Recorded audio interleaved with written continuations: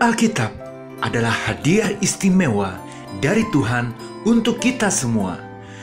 Tuhan dengan kasih-Nya yang tak terbatas, lebih besar dari apapun yang bisa kita bayangkan, telah memberikan kita Alkitab, sekali untuk selamanya, sebuah buku yang berisikan panduan abadi untuk setiap generasi manusia, baik dari zaman dahulu sampai masa sekarang hingga akhir zaman.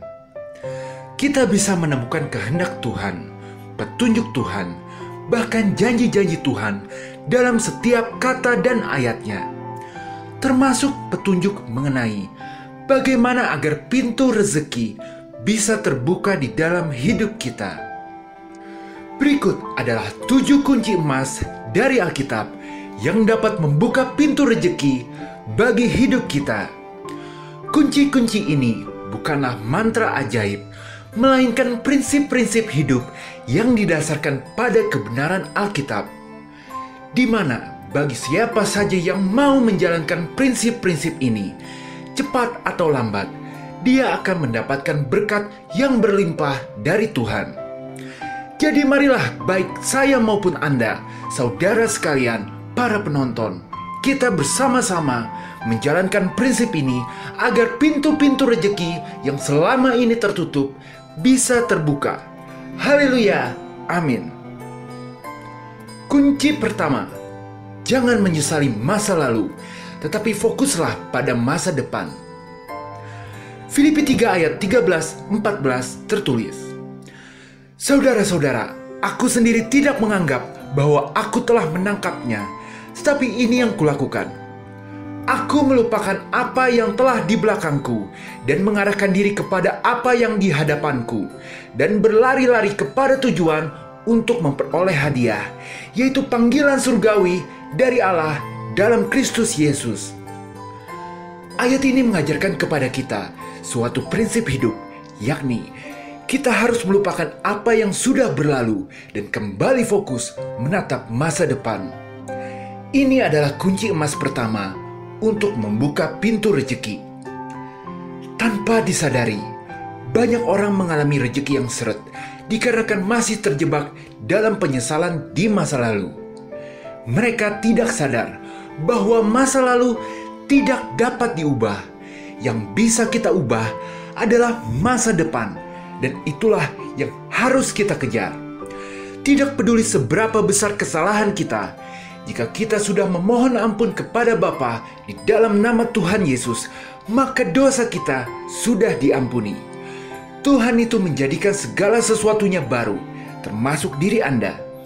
Ketika dosa Anda sudah diampuni, Anda adalah manusia baru dalam Tuhan. Kita harus membayangkan masa lalu itu sebagai buku yang telah ditulis dan masa depan sebagai buku kosong. Masa lalu tidak dapat diubah, tetapi Anda memiliki kesempatan untuk menulis cerita Anda di buku yang belum terisi tersebut.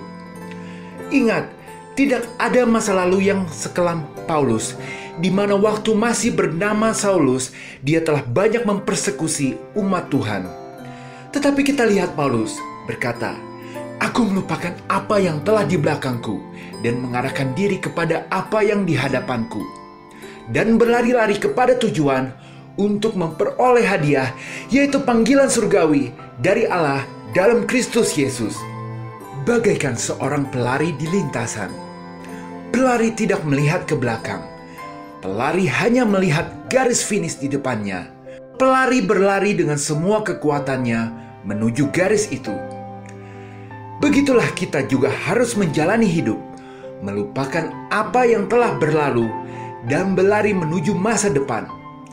Masa lalu Anda mungkin penuh dengan luka dan kesalahan, tetapi masa depan adalah harapan dan impian. Jangan biarkan masa lalu meredupkan cahaya masa depan Anda. Jadi, jangan menyesali masa lalu. Fokuslah pada masa depan, yaitu mengejar panggilan surgawi.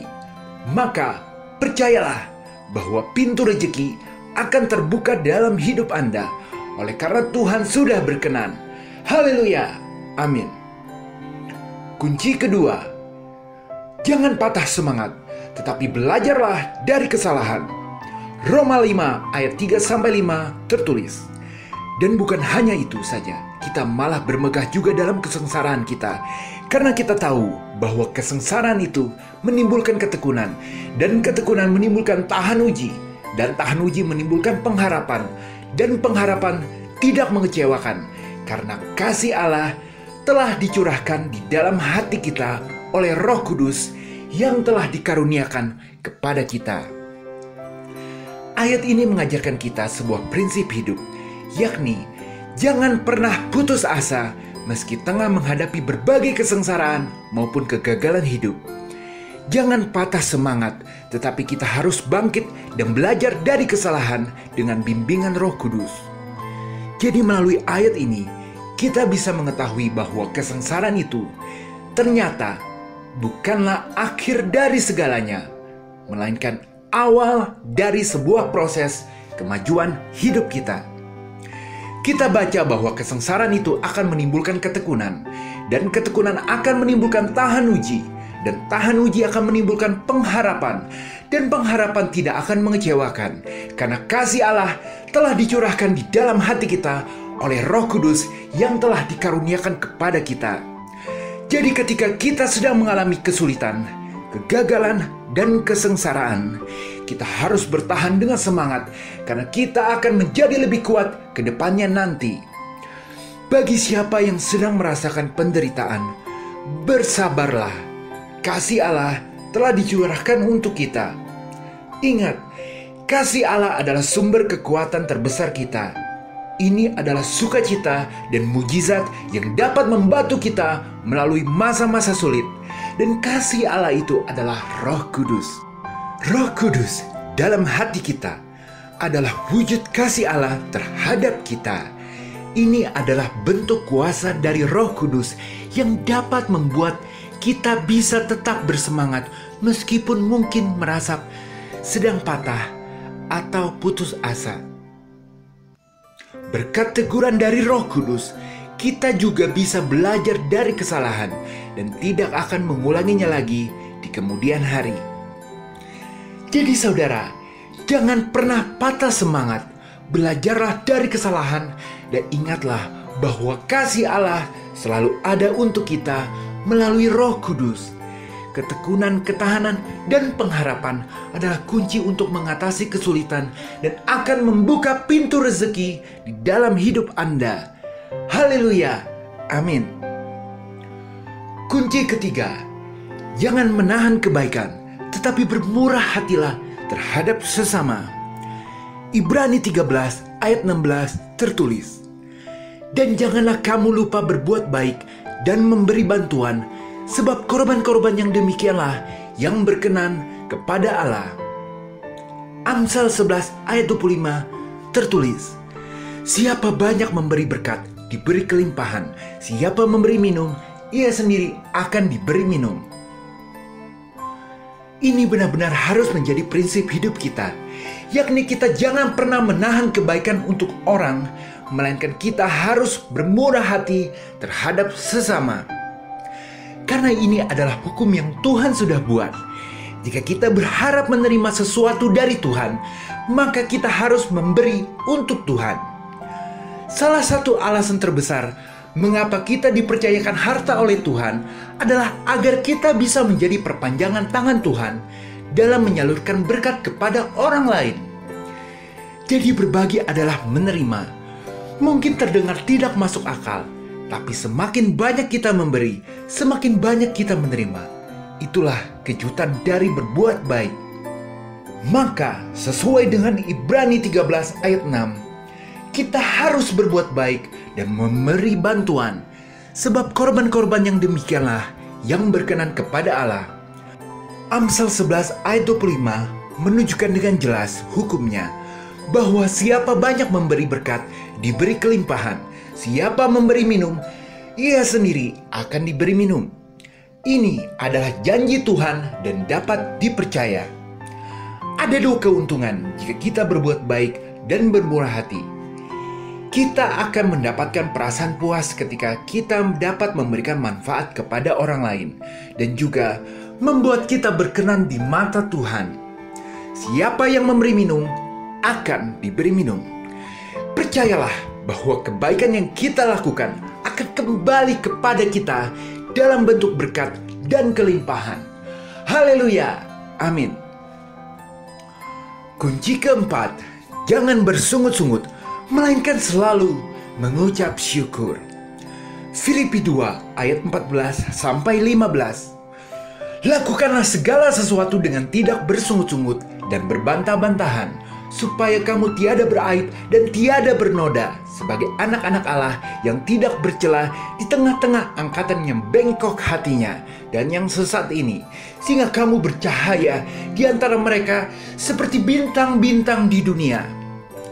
1 Tesalonika 5 ayat 18. Mengucap syukurlah dalam segala hal, sebab itulah yang dikehendaki Allah di dalam Kristus Yesus bagi kamu. Dari ayat ini, kita mendapatkan prinsip, lakukanlah segala sesuatu tanpa bersungut-sungut dan berbantah-bantahan. Tuhan sangat sayang kepada kita. Tuhan ingin kita menjadi dewasa. Maka kita seringkali diperhadapkan dengan kejadian yang tidak enak. Kita harus sadar bahwa Tuhan Sang Pencipta langit dan bumi tentu tahu bahwa apa yang kita hadapi ini sedang tidak enak.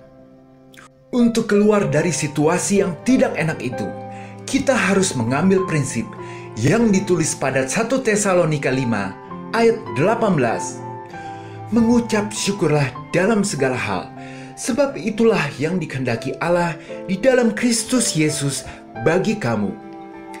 Kita harus selalu mengucap syukur dalam segala hal, baik itu untuk hal yang enak maupun yang tidak enak. Mengeluh tidak ada gunanya. Sesungguhnya Tuhanlah yang menjadikan sesuatu itu berhasil atau gagal. Oleh karena itu, jika kita ingin pintu rezeki terbuka, maka kita harus bertindak sesuai dengan apa yang Tuhan kehendaki dilakukan oleh anak-anaknya. Bapa kita di surga ingin kita mengucap syukur. Jika kita mengucap syukur, maka kita juga akan bercahaya di antara orang lain seperti bintang di dunia, membuat kita menjadi tiada beraib dan tiada bernoda di mata orang lain. Di angkatan yang bengkok, kita akan menonjol sebagai anak Tuhan. Hidup kita akan menjadi kesaksian betapa mulianya Tuhan kita, Yesus Kristus. Semuanya itu dapat tercapai kalau kita tidak bersungut-sungut, melainkan selalu mengucap syukur. Jika Tuhan sudah berkenan, maka pintu rezeki cepat atau lambat akan terbuka lebar di dalam hidup kita. Haleluya, amin. Kunci kelima, jangan menunda-nunda, tetapi mulailah bergerak maju bersama Tuhan. Pengkhotbah 11 ayat 3-5. Bila awan-awan syarat mengandung hujan, maka hujan itu dicurahkannya ke atas bumi. Dan bila pohon tumbang ke selatan atau ke utara, di tempat pohon itu jatuh, di situ ia tinggal terletak. Siapa senantiasa memperhatikan angin, tidak akan menabur, dan siapa senantiasa melihat awan, tidak akan menuai. Sebagaimana engkau tidak mengetahui jalan angin dan tulang-tulang dalam rahim seseorang perempuan yang mengandung, demikian juga engkau tidak mengetahui pekerjaan Allah yang melakukan segala sesuatu. Amsal 16 ayat 3 tertulis, serahkanlah perbuatanmu kepada Tuhan, maka terlaksanalah segala rencanamu. Luar biasa, lewat ayat-ayat di atas kita mendapatkan prinsip hidup yang jelas bahwa jangan pernah menunda-nunda pekerjaan. Meskipun kita tidak tahu apa yang akan terjadi selanjutnya, kita harus mulai bergerak maju bersama Tuhan. Ayat pengkhotbah di atas dengan jelas memberitahukan apa yang akan terjadi jika kita menunda-nunda, yaitu kita tidak akan pernah menabur, yang dimana kita tidak akan menuai juga. Lewat ayat di Amsal, Tuhan menjamin bahwa jika kita menyerahkan perbuatan kita kepada Tuhan, maka rencana kita akan terlaksana. Ini adalah janji Tuhan, maka dapat dipercaya. Kita mungkin merasa tidak pasti dan takut karena kita tidak tahu apa yang akan terjadi. Mungkin banyak resiko yang dapat membuat kita khawatir. Jadi kita terpaksa menunda-nunda apa yang harus kita lakukan. Tapi percayalah bahwa jika kita menyerahkan segalanya kepada Tuhan, maka Tuhan akan bekerja dan Tuhan akan selalu membimbing kita. Seperti awan yang mendung, berarti tandanya akan hujan. Bahwa segala sesuatu ada waktunya. Maka jangan menunda-nunda yang dimana akan membuat pintu rezeki kita tertutup. Mulailah bergerak untuk menabur. Maka pasti akan tiba waktunya Anda akan menuai. Bersama Tuhan kita lakukan perkara yang besar. Serahkan segala kekhawatiran Anda kepada Tuhan. Pintu rezeki akan terbuka bagi Anda. Haleluya. Amin. Kunci ke-6, jangan suam-suam kuku, tetapi tetapkan tujuan hidup untuk memuliakan Tuhan. Wahyu 3 ayat 15-16 tertulis, Aku tahu segala pekerjaanmu, engkau tidak dingin dan tidak panas. Alangkah baiknya jika engkau dingin atau panas. Jadi karena engkau suam-suam kuku dan tidak dingin atau panas, aku akan memuntahkan engkau dari mulutku. 1 Korintus 6 ayat 20 tertulis, Sebab kamu telah dibeli dan harganya telah lunas dibayar. Karena itu, muliakanlah Allah dengan tubuhmu. Jangan suam-suam kuku. Itu berarti kita perlu menetapkan tujuan hidup yang jelas, bukan hanya mengalir begitu saja. Tujuan hidup kita yang terbesar adalah untuk memuliakan Tuhan. Ini adalah kunci emas yang akan membuka pintu rezeki di dalam hidup Anda. Ingatlah, Tuhan yang meninggikan maupun yang merendahkan status orang. Di tangan Tuhanlah berkat itu mengalir. Maka kita harus benar-benar paham bahwa tujuan hidup kita sesungguhnya adalah untuk memuliakan Tuhan.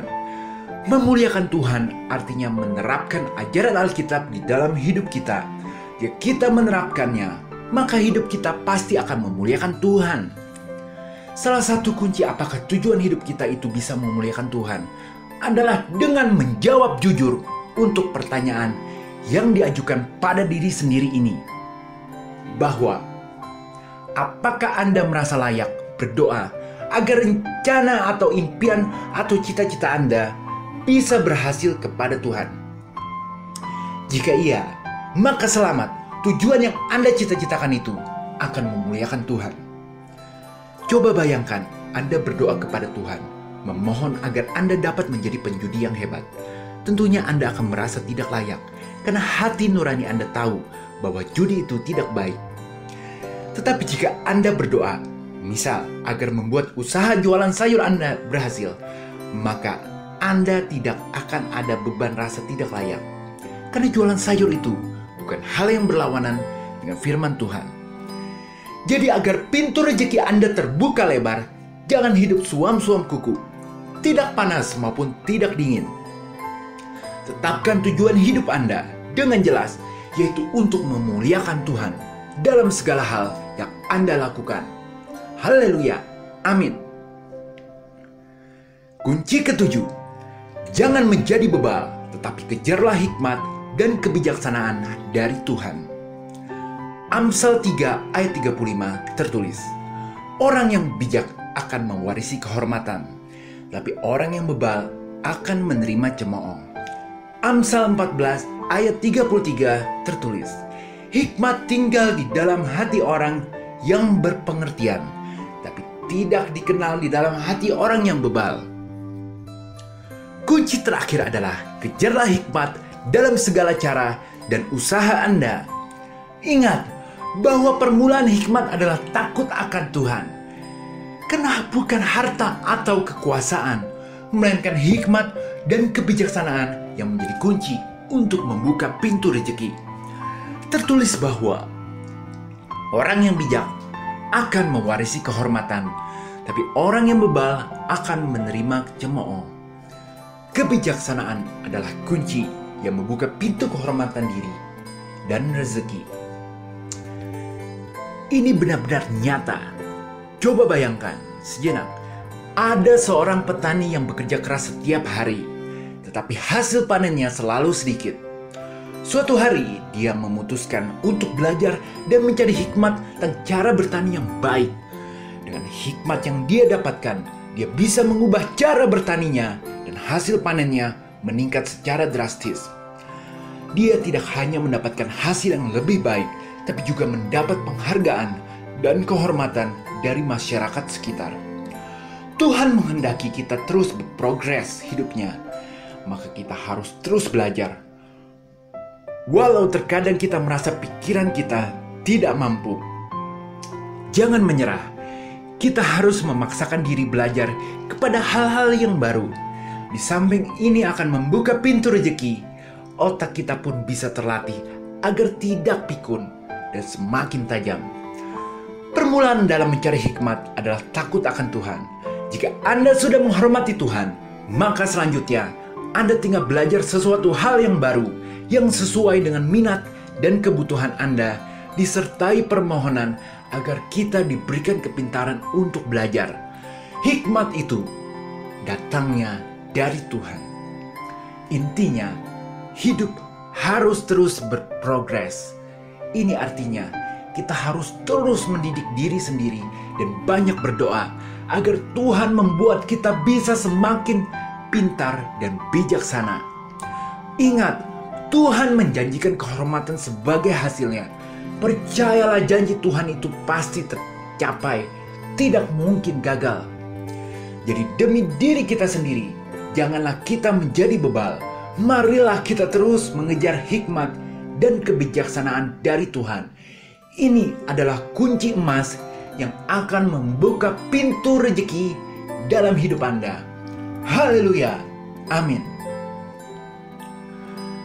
Sebagai penutup, sering tidak disadari bahwa yang membuat pintu rezeki kita tertutup adalah karena mengambil pilihan hidup yang salah. Dari mana kita bisa mendapat pelajaran cara hidup yang terbaik? Itu semua ada di Alkitab. Alkitab adalah buku yang mengajarkan tentang siapa Tuhan dan cara hidup yang benar. Sedangkan sains adalah ilmu pengetahuan untuk mempelajari hukum alam atau fenomena alam. Oleh karena itu, jika Anda memerlukan bimbingan hidup, maka yang paling tepat adalah dengan membuka Alkitab.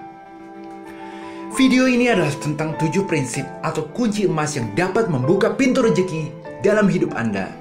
Dan semua didasarkan oleh kebenaran Alkitab. Sungguh luar biasa Tuhan. Mari kita praktekkan prinsip-prinsip ini agar pintu-pintu rezeki yang selama ini mungkin tertutup menjadi terbuka lebar. Terpujilah Tuhan, semua demi kemuliaan nama Tuhan. Haleluya. Tuhan Yesus memberkati. Amin. Jika berkenan, berilah like, share, dan subscribe. Terima kasih. Tuhan Yesus memberkati.